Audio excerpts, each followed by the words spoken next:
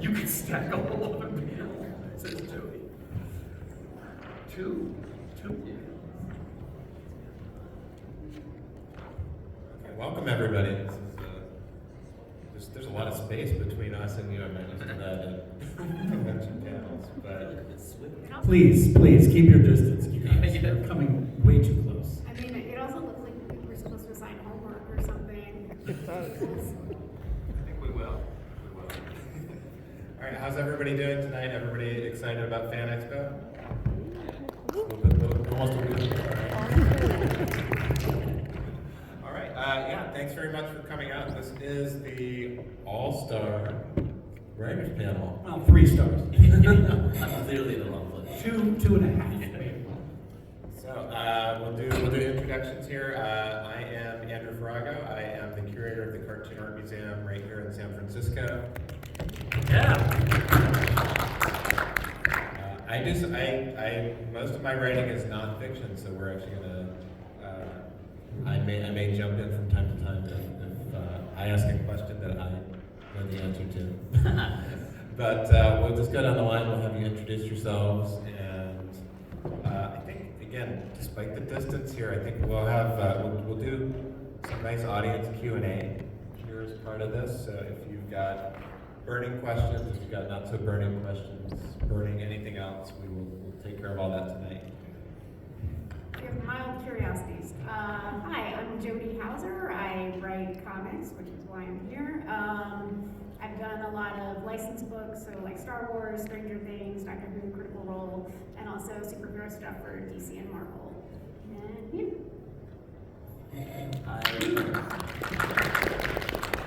Hi, I'm Pornsak. This looks like the panel from Flashdance where you're just gonna, I feel like I need to do a couple backflips before all of you guys and you'll give cards. How we do. I'm Pornsak. I write comics. I wrote a book called Infidel, The Good Asian, Dead Boy Detectives. Thank you. And some other stuff which of course are eluding me right now. Thank you. I'm Tim Sheridan. I am a writer. I started out in comics adjacent animation stuff. Movies like the adaptation of The Long Halloween and Superman, Man of Tomorrow, and TV shows like Masters of the Universe, Revelation, and Revolution. And I've also done the tie-in comics for that, for Dark Horse, and a bunch of stuff at DC Comics, like Teen Titans Academy, Flashpoint Beyond, and the latest, Alan Scott, The Green Lantern. Okay, yeah, since this is a comic book writers panel, I think we really need to kick it off with origin stories. So, what's your secret shadowy background? What led you down this path to becoming a comic book writer? We'll start down with that. I have the floor. So I realized at some point, so first of all, I went to drama school because I didn't understand who I was. And at some point, thankfully, after that, I came to the realization that all my life, I had been a writer and didn't know it. When I was a kid, probably like some of you, I was, and I still am, an avid action figure collector, and I played with my toys. And I realized late in life that I was always creating stories with characters that I knew and loved. I was basically working with other people's IP, creating stories, original stuff, putting voices, putting lines in their mouths, and once that realization hit, and I'd also been writing for a long time for myself, that's when I realized that I probably should look into doing this as a career. And I went to see the premiere of a movie, an animated movie called The Flashpoint Paradox, based on Jeff Johns and Andy Kubert's Flashpoint book. And I saw that at San Diego Comic-Con in Ballroom 20. And I walked out of that room and I said to my best friend who was there with me, I said, that's what I want to do. And in about, I don't know, just a few short years somehow later, I was writing the animated adaptation of Reign of the Superman with the team that made Flashpoint Paradox. And that led to me doing a lot of shows for Warner Brothers and DC, and that is how I got invited into DC Comics. And that's when they offered me Titans Academy, asked me what I would do with it. I said I would do Degrassi with capes, and that led to all kinds of other fun stuff. So that's kind of how I got into it. I think I realized that I've always been a comic book fan. I've always been a fan of superheroes, and I've always been writing their stories. But it took me a while to understand that that was a career that was possible for me.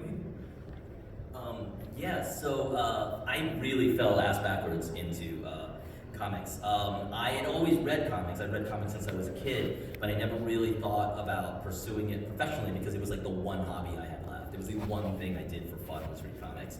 And then I had made a decision that I wanted to freelance full time. I wasn't going to take any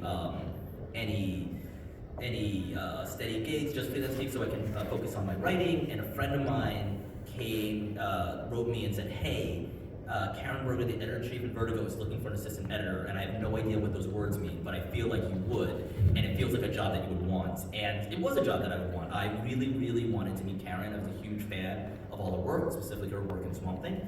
And I honestly, I wasn't really that interested in the job. I just wanted to say, the goal was to say I met Karen Berger, and I had a nice hour with her. And that interview led to an editing test, which led to a second interview, and then she finally offered me the job, and then it was just a way of like, oh, this is a chance to work with my favorite writers, and I wanted to be a writer, and it'd be nice to see what it was like on the other side of the desk, and that treated me really well. I worked for Vertigo as an editor for 7 years, and then they asked me to come out here. Jeff Johns asked me to come out here to be part of their media department, and I started the DC TV department, live action TV department, and then I would eventually transition to do what I originally set out to do, which was write. And so I've been kind of writing television comics ever since. I had a not quite as long way around as these guys, but I started writing when I was like 6 and 7 and decided I wanted to be a writer when I was 8. But when you're 8 years old, that just means you have to write books, because that's what writers do. Like, ignoring the fact that like people have to write TV shows and movies and comics and all that stuff, like it didn't quite process at that age. So I focused very hard on writing books, which is a thing I've still not ever completed a novel. Meanwhile, I went to school and I discovered I liked screenwriting, so I went to grad school so I could learn more about screenwriting, moved out to LA, and then when I was in LA trying to network and meet agents and stuff like that, I had also been reading a lot of webcomics, early webcomic days. And I was like, well, I love comics. I've read comics my whole life. Why don't I do like a little webcomic so I can have something online so I can say I'm a writer, and here's a thing I can point you at that I'm updating on a weekly basis to show that I'm actually getting stuff done. And that sort of snowballed into me being able to get pro passes in San Diego. So I started meeting people in comics, and then some of the people I met were going to do anthologies, and they put out a call on Twitter, and I was like, sure, why don't I work with an artist who can actually draw instead of me just doing like weird little doodle things? And it just sort of snowballed from there. And the thing I found is like I liked the people in comics, and I think it's the collaboration and the people you get to work with that makes it such a special industry. So it's like it took me a while to figure out I could write comics, and then it was actually all the other people I would get to work with that made me want to stay in here, basically. So yeah, just progressed from like anthologies to like one-shots to miniseries and so on. But there were also some bastards in comics. Like, don't get the wrong idea. And we're going to get to all of them We're going tonight. to name names. It's pay to play, so if you give Here it enough is. money, we're going to give you all the names. We're doing it. This is what I love about writers panels. I have artist panels, I can ask them a very complicated question, and they'll just say, pencil. And like, Wait, we can do that? Yeah. Number 2 pencil. That's it. It's like, okay. And now we've got 45 minutes to film. This is good. Do we have any writers in the audience? Anybody working on projects or thinking about starting? Got a professional writer back there. That's what we. All right. Yes. Okay. So you mentioned collaborators, and so let's go through. Let's maybe walk through some projects. Like think about, if you and an artist are talking, maybe this is where you can name names. Like talk about a project and like kind of walk us through. I've got an idea, or the artist has an idea. What's it take from that point to us buying it at our local comic shop? Well, for me, it's a little tricky because all the work I do is work for hire. So everything is, the editor is putting the team together, and occasionally they'll ask for suggestions of who I think might be a good fit. And it's almost always someone who's already busy and can't take on any project at the time. But a lot of times, it's like I'm starting an outline and maybe even the first issue before I know who's going to be drawing it. So when I've had longer projects where I got to keep working with the same artist for a long time and got a better feel for like what they like to draw and what their style was and things that they liked exploring, it's like then I try to cater the story more to that and like getting to know them and talking to them outside of just the very like here's the next page emails that the whole creative team is on. But yeah, it's sort of a mix. It's like you kind of have to learn for work for hire to write in a style that pretty much anyone could come on board and be able to work from, but hopefully you'll get the chance to work with artists long enough to write specifically for them. Yeah, so I don't have Jody's sort of long history for work for hire at the library that she has. So I mostly do creator own work, in which gives me the benefit of just being a huge diva. And I need to vet the artists that come in. I need to be very aware of what they do. The few times I do work for hire, it's usually, a lot of times they vet the artist, sometimes they don't, then I really complain. I'm just constantly whining about it in the hopes that they don't do it again. But excuse me. I really love writing for the particular artist. To me it's the best. It's part of the fun of the job is being able to analyze what an artist does, what their strike zone is, what's a little bit outside of what they can hit and make them lean in, and what is very firmly in their strike zone, and just pitch them something straight down the middle that they can hit really hard. It's something I find really fun, and when you get into it, and also I think it's one of the fun of being a comic book writer, is that every artist has a different capacity of what they can do on the page. Some artists can do, the average artist does about 5 panels pretty easily, and if you write a 5-panel script, any artist can handle that. But there's some artists that can do more, and there's some artists that prefer less, and just that's part of the fun, and just calibrating how you write so you get the most out of the artist, for me, is part of the fun of writing comics. So especially when it's when you're doing work for hire, that can be, you can have less options to do that, but working on an original sort of material, that's why you get to be a diva. It's great. A little bit more like Jody. I mean, a lot of my work has been existing intellectual property, so it's very much like Jody said. You're fortunate, to be asked to come in on a project, give them what your take is, and then they'll put a team together. Usually, I recently had the first opportunity at DC Comics when I was starting work on Alan Scott. They came to me first, and I was the first one on, and they said, well, now what do you see? What would you like to see for an artist? What type, are there names, are there styles, are there things that you like to go for? And that hadn't happened to me, and I was like, I actually didn't have any answers, so I suddenly just started naming names of stuff that I liked and pointed and would send them pictures of, I like this picture. And we were very fortunate with the team that we ended up with. By the way, when we say artists too, we don't just mean those who are doing pencils, but what I found is there were a lot of places for me in a lot of places. I came from television, so there were a lot of things in comics, the business of comics and the work of creating comics that I really still am a neophyte with. And how to spot a great colorist for me is still something there are editors who are really good at that, and I learn from them when I see sort of the decisions they make, and I listen to the artists who work with them, and but there are also and letterers as well. I mean, there are letterers who have incredible strengths in one area, some have strengths in another area. And, I found that the relationship between the writer and the letterer can be hugely important, especially if you're, dialogue heavy, like a lot of my books are. So there is a thing in comics where I don't know, and you guys, I'd love to hear what you think about this. I can't tell if I, as the writer, I always say it's sort of like being it's a mini training ground for being a showrunner.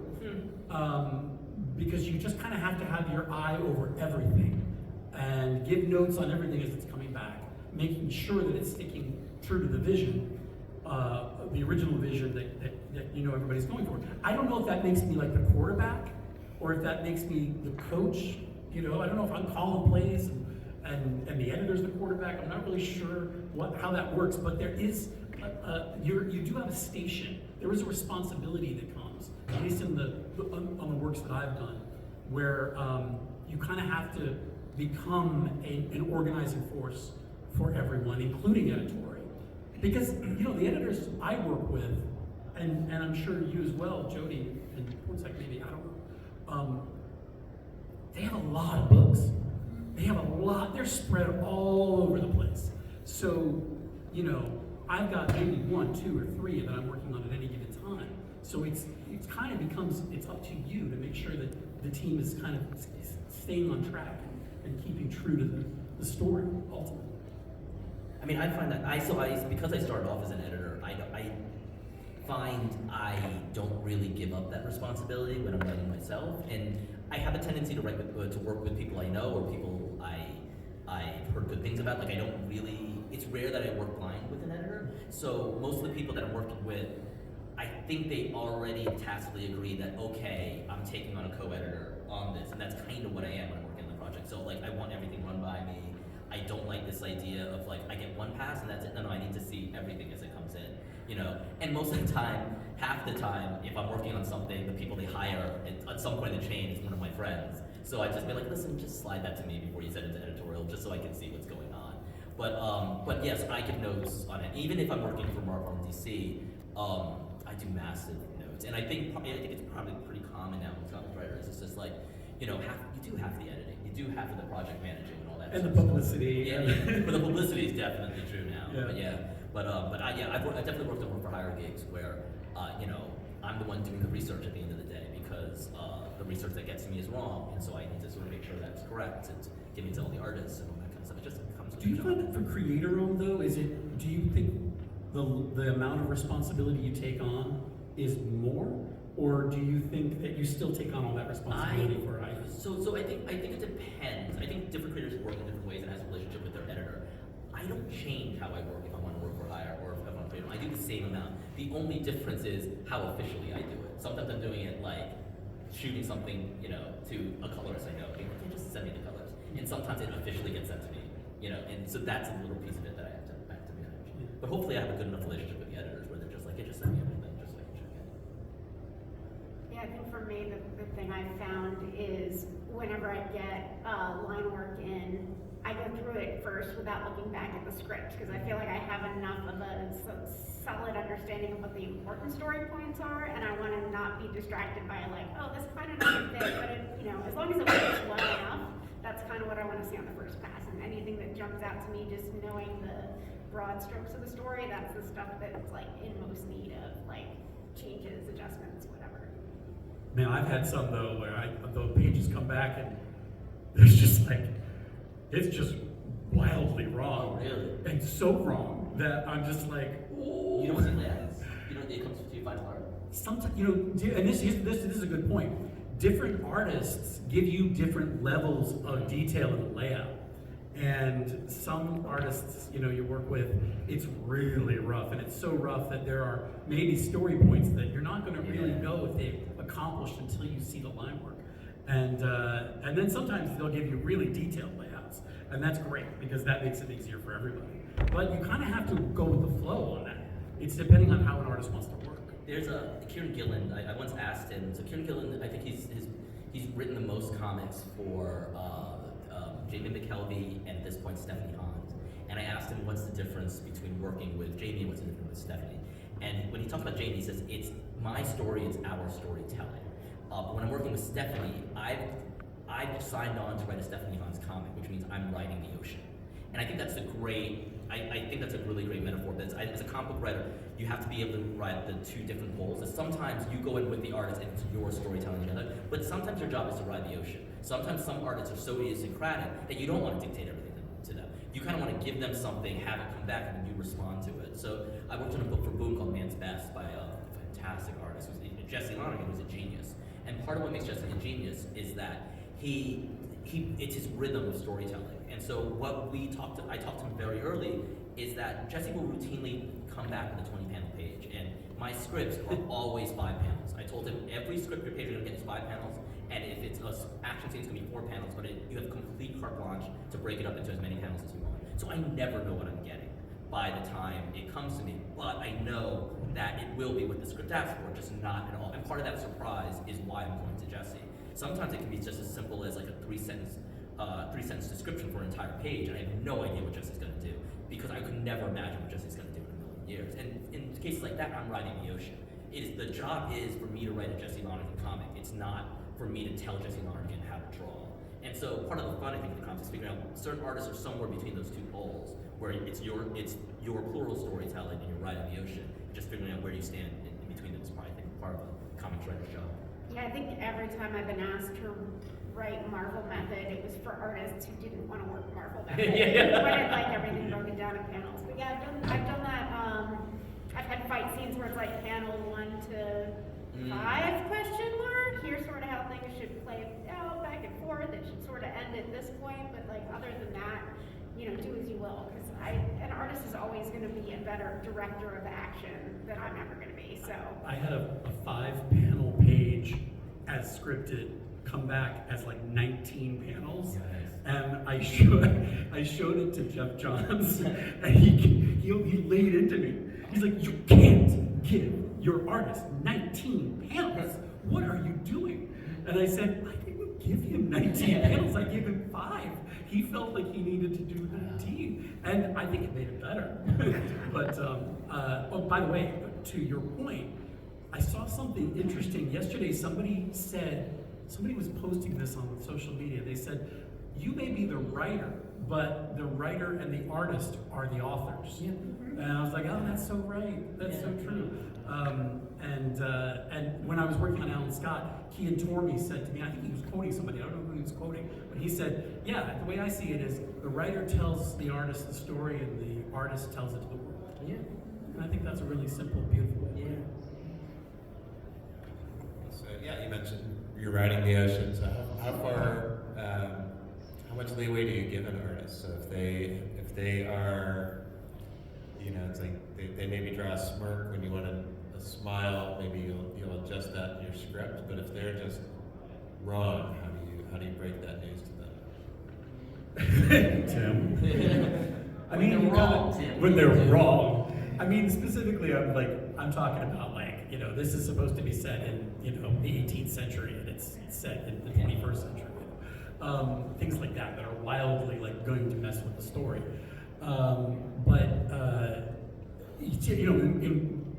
Since I don't work since the stuff I've worked on isn't creator owned, and I'm not the editor, I talk to the editor first, and we figure out a plan.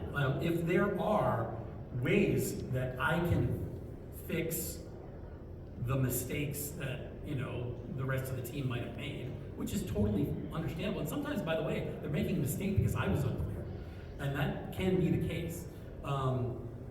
If I can fix it in lettering, which is kind of the last bite of the apple that we get, is to sort of change. We up until the thing goes to print, we can change the lettering. Then I'll do it. But sometimes there's just you just have to call for a redraw. And in those situations, you try to minimize that as much as you can, because artists are on a tight schedule, and most of the time they're really cool, especially if they got it wrong. They're going to want to get it right, and so they're going to redo it no matter what. But you as much as you can, you try to minimize the impact. Yeah, I mean, I only ask for, and I have asked for redraws and new panels on occasion, and I only do it when it breaks the story. So if it's just something different than what I what I saw, then it's kind of like what Tim's saying. Like you can usually figure out a way around it in lettering. It's literally it's only when it breaks the story. And most of the times, and even on my clearing books, I always work with an editor. Even in an image book where I'm kind of like the boss and I'm financing everything, like I still hire an editor. And the whole point there is the editor's there. The editor's job is to protect me, but it's also their job to protect everyone else from me. So part of my things. Yes, I love being with you. And so a lot of times my relationship with the editor is these are all the things I see. You tell me what's worth. If you don't think it's worth giving to the artist, it's not worth giving to the artist. I wouldn't hire you if I didn't trust your taste. And if they really come back and this never happens, but if they really come back and say, I don't think this is worth it, and I disagree, then I'll push back. But honestly, I don't think that's ever happened, I mean, you're a writer, right? You're probably like me. You're so riddled with self-doubt. Yeah, that's also true. The minute they say this doesn't work, I'm like, I know. You're right. You've seen through me. You've seen the real fraud. Let me give you 3 more versions. Yeah. And so, but also much like acting, they say like casting is 85% of the job, and it really is. Like if you cast the right people, then you trust. If you cast the right people, the first rule of storytelling, the first rule of story rules, and they know that. They just want to make the story better. And so if you approach it and it's not part of your ego, then they're going to approach it. If you pick the right collaborators, they're going to approach it and not be part of their ego. And it's for whatever the best story is. So if you can sort of say this breaks the story in a particular way, I've never had a problem with them not wanting to change it. It's when you say something like, I've always really seen it like this, then you open the door for them to say, well, I've always really seen it like this, and then you're just in a pissing match. But if if it's the best thing for the story and you've hired storytellers, and I've always been really careful to hire storytellers, then everyone's kind of always on the same page. Yeah, I mean, we just had a issue recently and a comment, and it was like we got the lettering pretty late, so there wasn't time to do redraws in the art. And there was a conversation where the expressions, like the person who was talking was the wrong character. So and it wasn't something where we could just shift it to this person saying, so it was like someone making a joke at their own expense, and instead of like the side person was like the leader, and so it didn't work. So we had to like totally rewrite that scene to make it fit the expressions that were there, because there wasn't time to redraw. It would have had to been the whole page. But my favorite story about a correction actually goes back to a book I did for DC called Mother Panic, which was part of the Young Animal line. And so this character, Violet, had gone through combat training when she was a kid, so she always had these weird flashes of things in red and white that was like her programming trying to break through, so it'd always be these like surreal, kind of creepy images. And you run out of like red and white things pretty quickly. You have to get creative. But so it was one of the later issues, and like one of the things she saw was like a red tomato covered with white maggots, so pretty basic. And this was the arc that the wonderful and much missed Jean Paul Leon was drawing. And we get the pages back, and there's like a tornado of maggots. And I was like, and I don't want to correct it, and it actually looks really cool, but I was just like, oh, I mean, I think this looks great, but just, the script said tomato. I actually like tornado better. And it was like, oh, I'm so sorry, I can redraw it. I was like, can't we keep it? And then our editor jumped in and said, no, because a red tornado means something in DC, so we can't do that. Oh, That's so true.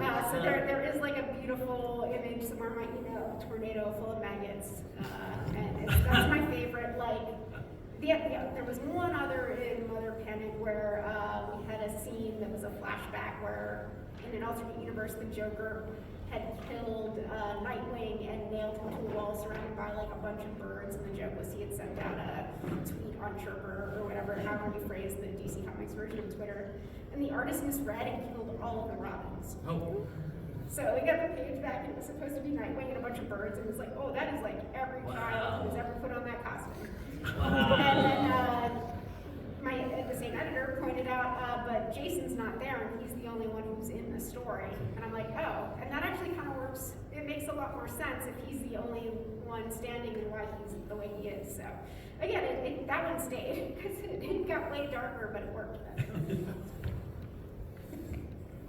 Yeah, surprises are always, I guess, nice, but I was curious about where the magic actually happens. Like, do you write in like a quaint studio with like in a log cabin somewhere? Or are you in just like scrunched up on a public transit seat, like scrawling things out? Like where do you do most of your writing?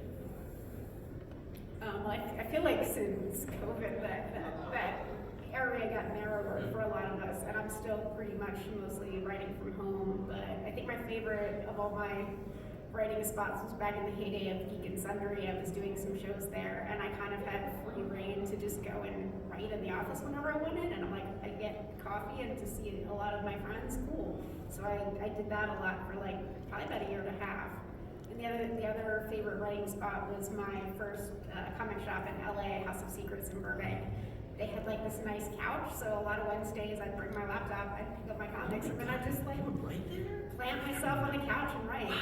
Yeah, I mean, I got in that habit because when I started in comics, I still had a full-time day job, so I was writing like whenever I could squeeze in time, and I actually got good at like writing panels, even like on the notes app on my phone. So like people have seen me like at karaoke when I'm not singing, like they're writing a comic on my phone, go up, sing a song, go back to writing. Yeah, so I kind of did get in the habit of writing everywhere. I had like a few minutes, like just being able to turn on that, which is really hard when you like then find out you have ADHD. Yeah. It's hard to be able to switch on a dime like that, I think, for anyone. But. Anybody playing at home, by the way, the answer to the question, where do you get your writing done, from Jody Hauser was at karaoke. Which is an unlikely answer. Maybe I should do more karaoke. Maybe that's what I'm going for this karaoke. Everyone should do more. No, I don't write at karaoke or the couch of my local comic shop. It's very boring. I have a converted living room that is in my one-bedroom apartment that is now an office, and I write everything from there. I'm not a person who can write in public. I like to write in private. I can edit in public, but yeah, so everything I write is there. It's extraordinarily boring.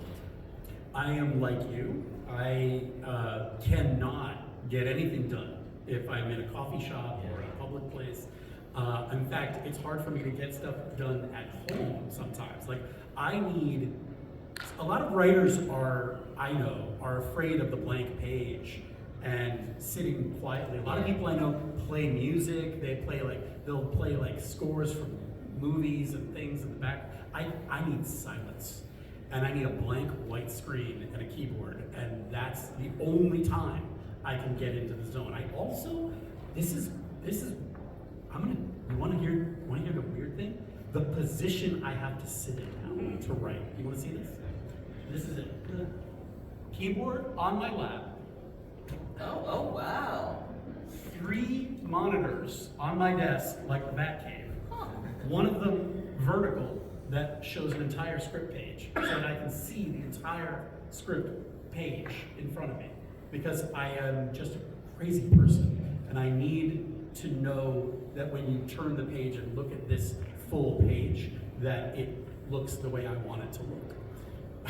I have a problem, that's what I'm saying.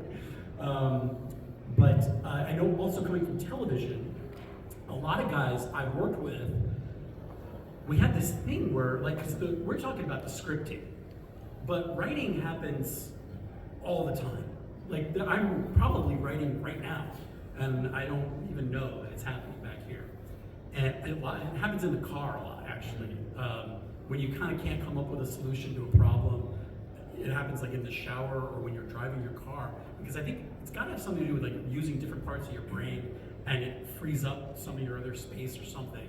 These things just jostle themselves free. But these guys from television, a lot of us, we're used to being in a room together. So we want to talk through story, we want to talk through stuff. So I will often call, like, I talk to Jeremy Adams is one of my best friends, and we talk on the phone every single day. And in the morning, and before we start writing, or before I start writing, usually he's written literally 3 scripts by 9 a.m. But sometimes we'll talk through just some ideas that we have, and I find that that's really helpful to get things started. So I like talking to people too, not just sitting down. When it's time to script, it's just me and that blank white screen in silence. But up until that point, yeah. I've always believed that I could make a lot of money designing a chair for writers that just had a seatbelt. Because I feel like the biggest thing that stops me from writing is getting up off the chair, and if I could just have like a numerical padlock seatbelt on a chair, I would get so much more ready.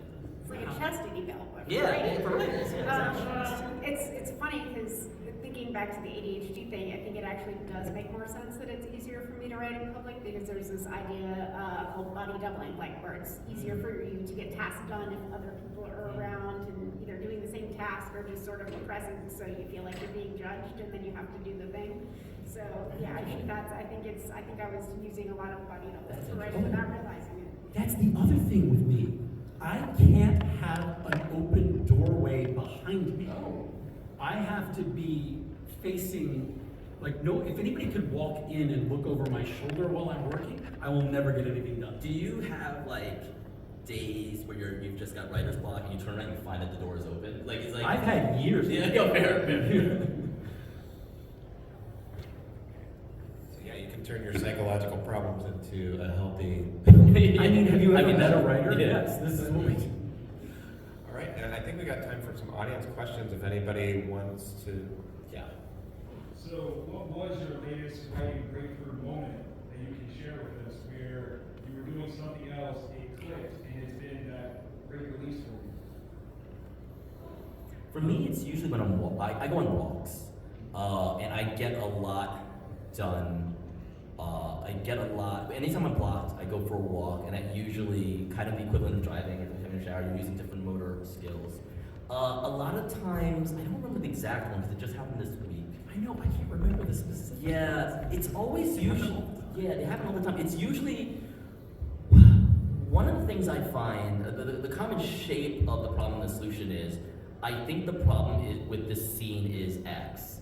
I go for a walk and find the problem of the scene started before X. That's usually how it works. Like, oh God, what was the problem? I think the problem. You know what? You know when it's gonna hit you? Yeah. When you're driving. Yeah, you're right. God, what was the problem? And it was literally it is always a simple. The one thing I've learned after being blocked for a while is that if you're blocked for a while, chances are you're blocked because you've written yourself into a corner, you've written yourself to an unsolvable problem. And so when you find yourself blocked for just even a little bit, just trust that you're in an unsolvable problem. So therefore you take a step back and say, do I have the situation where I'm writing right now, do I have to go there? And most of the times you find out that you don't have to go there. A lot of times, the problems with most scenes I find can usually be broken down to three things, which are the three basic things of a scene, which is, do I know what my character wants in the scene? Do I know what's in their way? Are the stakes high enough? 90% of the time, if you have a problem, it's one of those three things. And then sometimes it's just like, oh, this is the wrong thing for the scene. I think a problem that I had was I had a female character that just seemed like that classically shrill character that was just there to nag the male protagonist, and I really didn't like it, and I didn't like how the scene was sort of going. And then, but then it was sort of realizing, oh, it's because that female character doesn't have anything interesting to do in the scene. Like, all she's doing is, her goal is just to yell. It's not even an accomplishable goal for her because the protagonist had already done the thing. So then it was changing the scene. It's like, okay, how can I give her an accomplishable goal? And then the scene kind of became, as opposed to her yelling at him, it more is about him convincing her to do something that she doesn't want to do. And it accomplished the same things, but it got through the problem that I was trying for it to go to. But it's almost always about intention and obstacle. Yeah, I can't be specific about the thing because I'm under NDA, but for me it was like working out a character backstory and like some of the history bits that weren't quite fitting together to get them to where they needed to be at the start. So I have a tendency now, it's like I will postpone my shower till like early afternoon when I know I'll have done a little writing, and right around the time where I'll probably need to like generate some new ideas, and then I'll go take a shower and just make it part of the writing process. But yeah, as soon as I got in the shower, it's like, oh, but if this happened and this, so. Yeah, I'm sorry. I think it's a combination of like using other muscles, but then also as soon as you're in a place where you can't write it down, that's when the ideas come. I had something similar now that I think about it, which is the problem I was trying to remember. Is like sometimes the scene isn't working. The scene isn't working. It's like, how can I make this scene work? How can I make this scene cooler and all that sort of stuff? And the answer sometimes is, oh, I haven't figured out the backstory of the characters well enough. So they're supposed to have a history, but I don't actually know what that history is. I'm just trying to bluff my way through that history. And so I am trying to make the scene cooler to disguise the fact that I actually don't know what their history is. And then it's to, like what Jody was doing, working backwards. It's like, let's actually figure out this history. You get some more specificity. And then with that more specificity, you get a stronger scene. By the way, an excellent question came from Victor Dandridge, the hardest working man in comics, ladies and gentlemen, right there. Yeah. Did you have a question, George? Yeah. Okay. How do you guys organize your stories so that it's an issue and doesn't get cut off often? Okay. So yeah, so for those of you dealing with serialized stories, how do you get into that mindset of like what's an issue, what is part of a bigger story? How do you? Sorry, No. it's more of a, you have 11 pages to work with, but the story, like I don't know what stories that fits in those pages. 11 pages. Do you know, I just learned a lesson about this that I'd like to share with you from somebody who, I think knows a little bit about writing comics, Grant Morrison, where I read a short, I think it was just a 10-page short that they did it was in like the Pride anthology. It was called Love's Lightning Park, I think. And I am constantly terrified, especially coming from working in TV and movies, by 20 or 22 pages. I just feel like I never have the real estate I need to tell the story that I want to tell. And Grant had this story that I thought, oh, it's a big, emotional, important story about love on a cosmic level. And I thought, well, how do you tell that story in 11 or 10 pages? And my instinct would be to focus on one small part of that, one detail of that story, and to really explore that one moment. But what they did was they made it huge. In 10 pages, they made this story that swept across eons, and it was this cosmic, enormous, huge thing. And it blew my mind, that the idea that you could take something when you only have 10 pages to work with, and instead of, I think my instinct is to be afraid of it, and so make it smaller. What Grant did was fearlessly make it enormous, make it way bigger than could be contained in 22 pages or 100 pages, and it worked brilliantly. So there are different ways to look at these things, but I just learned that lesson, and I'm excited to put it in practice. That's really cool. That's really cool. I think for me, excuse me, I swear I'm not contagious. I think different writers have different processes to do that. I'm a very big outliner, so I tend to do page breakdowns in terms of just knowing, where the beats go and all that kind of stuff. Generally, I have a general idea of if it's an 8-page story, what are my big beats, and chances are, you get, if it's an 8-page story, you get 1, maybe 2 big beats and all that. My general trick is that it doesn't matter if I'm writing an 8-page story or a 20-page story or even a 30-page story. I'm basically writing an 8-page story. It's just a matter of how dense those 8 pages are. So that's a little bit how. So I was asked to write an issue of what was that thing? Absolute Power Task Force 7, and I was given 20. Those are 20 pages. And then I was just like, okay, this is a 20-page story, but it's an action story. It's a superhero story. So this 20-page story is actually a 10-page story, but some of those sequences I'm just going to expand. And then what happened is the editors came to me and it's like, okay, so it turns out we've got to take 3 pages away for you because it's got to go to this big thing that's happening. And I was like, that's fine, because I was going to write a 10-page story anyway. So I'm just expanding it to 20 and expanding it to 17. But that's a little bit some of the how the tricks to do it. I'm always I like my stories to sort of have meat, but I'm also jealous of people who can sort of decompress and let things breathe. So that's a little bit of how I, if I'm giving you I can give you a meaty 6-page story, I can give you a meaty 8-page story. But then if you give me more space, I can just unpack it more.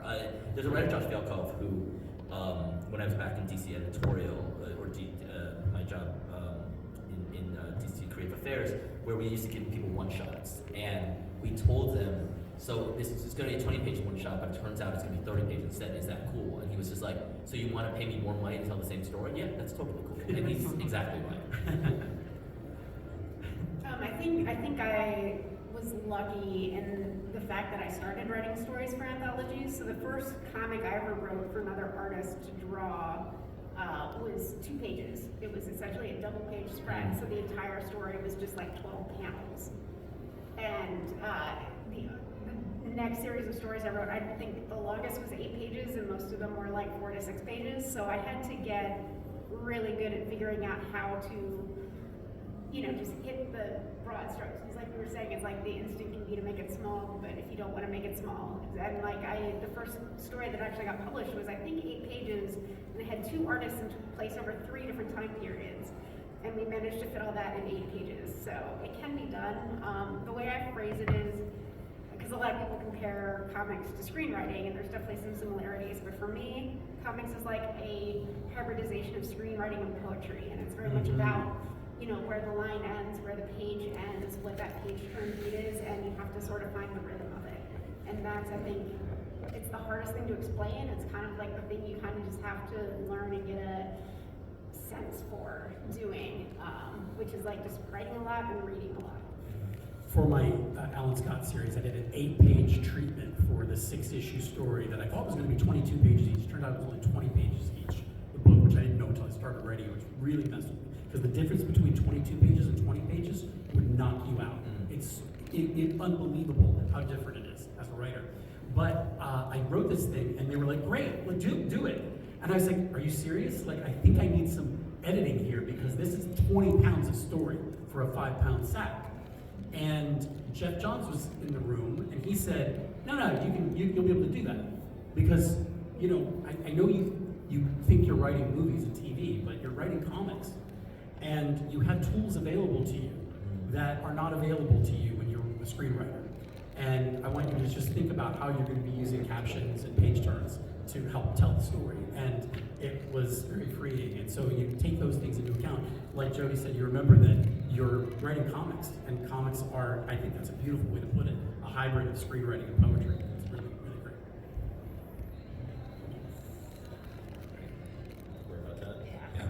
Okay, I think we sadly our time here has come to an end, and so quickly too. But why don't you tell us where we can find you on the convention floor, and people can pick up the conversation. I don't know. Where are we? Back at our Yeah. table. We're just we're over Artist Alley near P. We're all like in the same room. Look for the Frank Miller Yeah, sign. we're Look right for the there. Frank Miller tape. Frank Miller. Yeah, look for the Frank Miller tape. We're in that We're room. the empty space next to it.